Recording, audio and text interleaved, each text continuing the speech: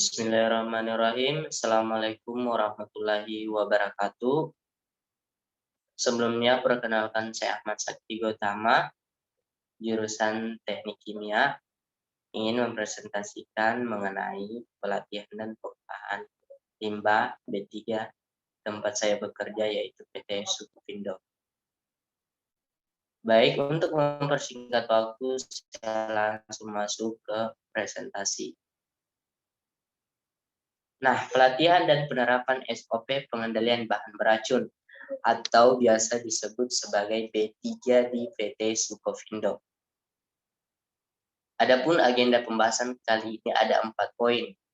Yang pertama, Sukovindo itu sendiri, dan yang terakhir, Sukovindo, PT Superintending Company of Indonesia, atau lebih populer disingkat sebagai Sukovindo, adalah perusahaan badan milik negara yang bergerak di bidang infeksi, audit, pengujian, analisis, sertifikasi, konsultasi, dan pelatihan.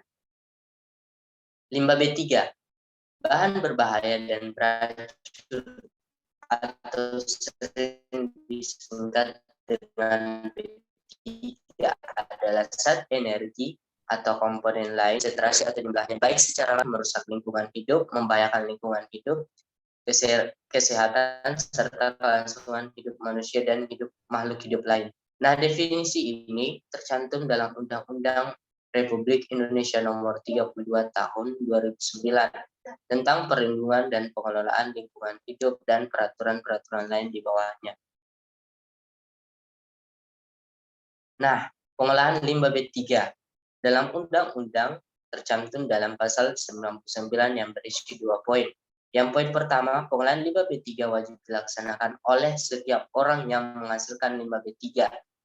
Yang kedua, dalam hal setiap orang yang dimaksud dalam poin pertama tidak mampu melakukan sendiri, artinya pemanfaatan limbah B3 diserahkan kepada pengolah limbah B3.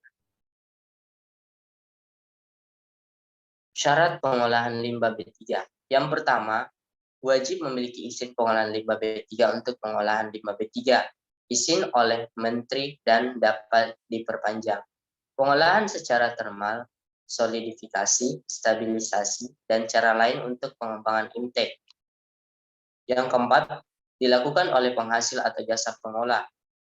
Yang kelima, dilakukan uji coba pengolahan. Yang keenam, kewajiban pelaporan. Yang ketujuh, perubahan dan perhentian izin. Dan yang terakhir, kewajiban pemegang izin. Nah, adapun laporan pengumpulan limbah B3. Laporan pengumpulan limbah B3 paling sedikit memuat yang pertama, nama, sumber, karakteristik, dan jumlah limbah B3.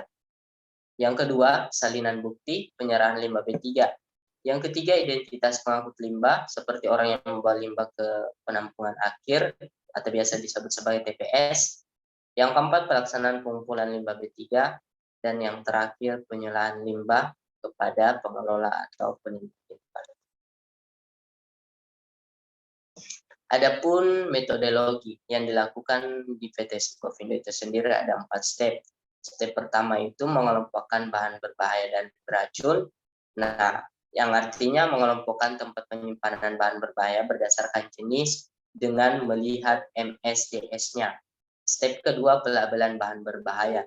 Nah, dalam artian melakukan tindakan segera terhadap kemasan yang tidak memenuhi persyaratan aspek K3L, seperti terjadinya tumpahan atau kebocoran kemasan sehingga dengan pedoman penanggulangan tumpahan bahan kimia. Step ketiga, pengumpulan limbah cair B3. Nah, artinya letakkan wadah limbah beracun dan berbahaya pada tempat yang aman. Berikan penandaan pada lokasi tempat penyimpanan wadah penampungan limbah. Pastikan bahan kimia yang terkumpul dalam satu wadah tidak bereaksi satu sama lain. Wadah harus tertutup rapat dan menghindari kebocoran. Yang terakhir, pembuangan limbah cair B3. Melakukan subkontrak pengelolaan dan pembuangan sampel ke instansi yang telah memiliki izin pengelolaan dan pembuangan sampel ke Kementerian Lingkungan Hidup. Nah, berikut dokumentasi kegiatan yang saya lakukan di PT Sukovindo. Yang pertama itu pelabelan. Yang kedua, pemeriksaan atau dikelompokkan berdasarkan sifatnya. lalu ditampung terus diangkut ke TPS untuk selanjutnya diserahkan ke pengelola limbah. Nah, ini saya berikan satu contoh kasus yang terjadi, yaitu pas pengangkutan terjadi tumpahan limbah B3 di lantai. Nah, di sini kami bertindak.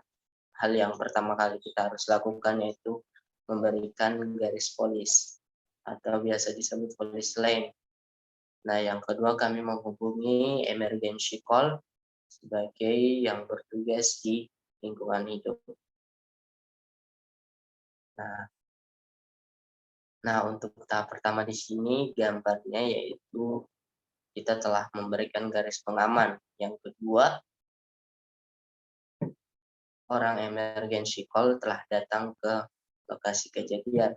Nah, yang keempat, kami melakukan penanganan dengan pihak emergency call, yaitu menaburkan pasir pada lantai yang tertumpah bahan B3 tersebut dengan tujuan agar pasir tersebut menyerap limbah, nggak menyebar ke lingkungan.